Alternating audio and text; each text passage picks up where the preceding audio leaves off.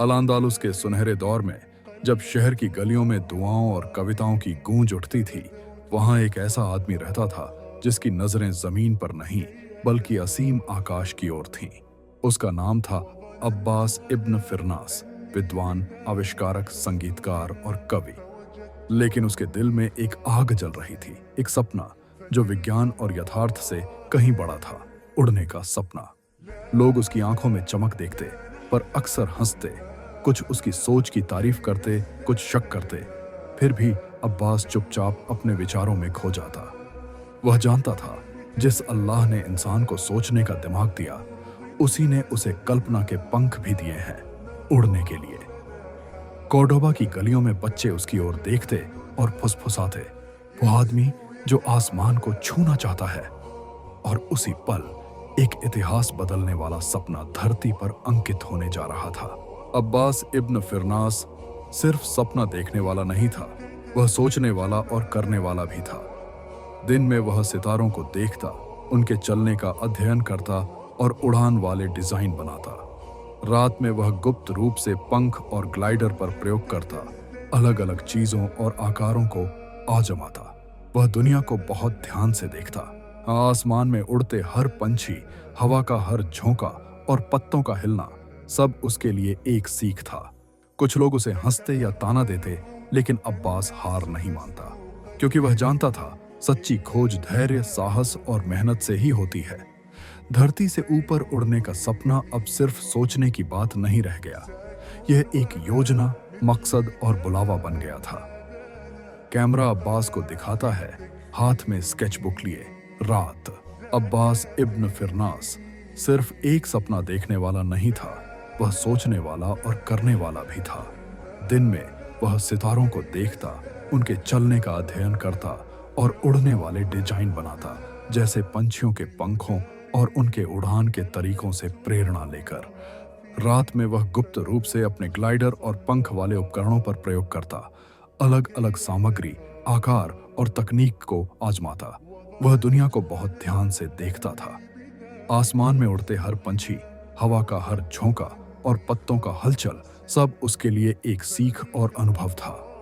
कुछ लोग उसे हंसते या ताने देते, लेकिन अब्बास हार नहीं मानता, क्योंकि वह जानता था सच्ची खोज धैर्य, साहस और मेहनत से ही होती है।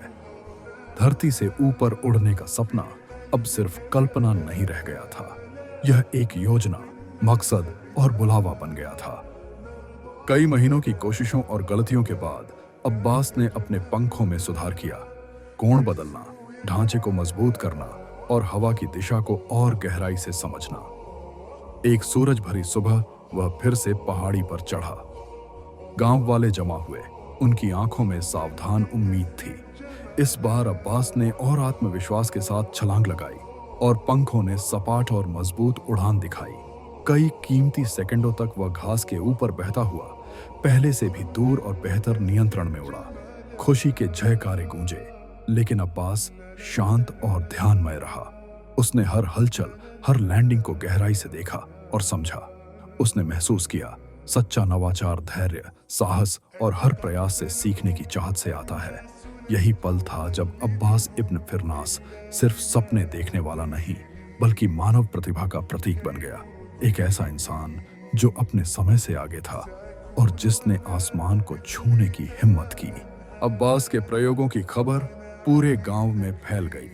जल्दी ही बड़ी भीड़ जमा हो गई, कुछ जिज्ञासु, कुछ संदेहास्पद। अब्बास ने सादा लिनेन का कुर्ता पहना था और अपने पंखों को सुरक्षित रखने के लिए छाती और बाहों पर चमड़े की स्ट्रैप्स बांधी हुई थीं। उसका पगड़ी मजबूती से बंधी थी और चेहरे पर दृढ़ता की छाया थी। एक सूरज भरी सुबह अब्बास फिर से पहाड़ी पर चढ़ा। उसके पंख चमक रहे थे, सिले हुए रेशमी कपड़े और पॉलिश के हुए लकड़ी के ढांचे में। भीड़ ने अपनी सांसें थाम ली, जैसे समय ठहर गया हो। अब्बास ने दौड़ लगाई, छलांग लगाई और हवा में उड़ान भरी, उतनी दूर जितना किसी ने सोचा भी नहीं था। बच्चे उसकी ओर इशारा करते, बुजुर्ग आश्चर्य में फुसफुसाते और गांव के संदेहास्पद लोग भी आश्चर्य छिपा नहीं पाए। यह सिर्फ उड़ान नहीं थी, यह असंभव को छूने की झलक, मानव साहस और कल्पना का प्रतीक थी। अब्बास का सपना सभी का सपना बन गया और हर दिल में प्रेरणा और विश्वास की लौ जला दी। अब्बास इब्न फिरनास की उड़ान की खबर कॉर्डोबा से बाहर भी फैल गई, गलियों, बाजारों और आखिरकार शिक्षा के महलों तक। वे विद्वान जो कभी उस पर शक करते थे, अब उसे एमीर के भव्य दरबार में आमंत्रित करने लगे। अब्बास आया, ना तो कोई रईस, ना कोई योद्धा, बल्कि एक साधारण ज्ञान की खोज में लगा इंसान। उसकी सादी बेज सूती चोगा, साफ सुथरी पगड़ी और मेहनत से कठोर हुई हथेलियां उसे और भी विनम्र दिखा रही थीं। दरबार में खड़े होकर उसने धीरे से कहा, ज्ञान घमंड के लिए नहीं, बल्कि सभी इंसानों के लाभ के लिए होता है। दरबार में सन्नाटा छा गया। पहली बार सत्ता में बैठे लोग एक विचारवान इंसान के सामने सिर झुका रहे थे। एमीर मुस्कुराया और अब्बास को दिया हाकिम अल अंडालुस, अंडालुस का ज्ञानी। जैसे ही वह दरबार से बाहर निकला, सूरज की सुनहरी रोशनी उसके चेहरे पर पड़ी, गर्म, उज्जवल और शाश्वत। अब्बास का सपना उड़ान भर चुका था और वही जिज्ञासा की भावना भी जो एक दिन दुनिया को आकाश छूने की प्रेरणा देगी। साल बीत गए और अब्बास इब्न फिरनास बड़े हो गए। उनकी दाढ़ी अब रेगिस्तान की रेत जैसी सफेद, हाथ कांपते हुए, लेकिन आंखों में जिज्ञासा की चमक अभी भी बरकरार। अब वह टावर पर चढ़ते या पंख नहीं बनाते, लेकिन उनका साहस और सपना किसी भी पक्षी से ऊंचा उड़ता रहा। बच्चे उनके घर के बाहर इकट्ठा होते, उनकी कहानियां सुनते, सितारों की, आविष्कारों की, उन सपनों की जो गुरुत्वाकर्षण को भी चुनौती देते। अब्बास मुस्कुराकर कहते, अज्ञात से कभी मत डरो। अल्लाह ने हमें सोचने और खोजने के लिए दिमाग दिया, चुप रहने के लिए नहीं। जैसे ही उनके अंतिम दिन आए, कॉर्डोबा ने सिर्फ एक आदमी को नहीं, बल्कि साहस, ज्ञान और कल्पना के एक युग को खो दिया। उन्हें खुले आसमान के नीचे दफनाया गया, जिस आकाश को उन्होंने कभी छूने की हिम्मत की थी। उनकी कब्र के ऊपर एक बाज घूमा, जैसे पहले इंसान को सलाम कर रहा हो जिसने उड़ान भरने की हिम्मत की।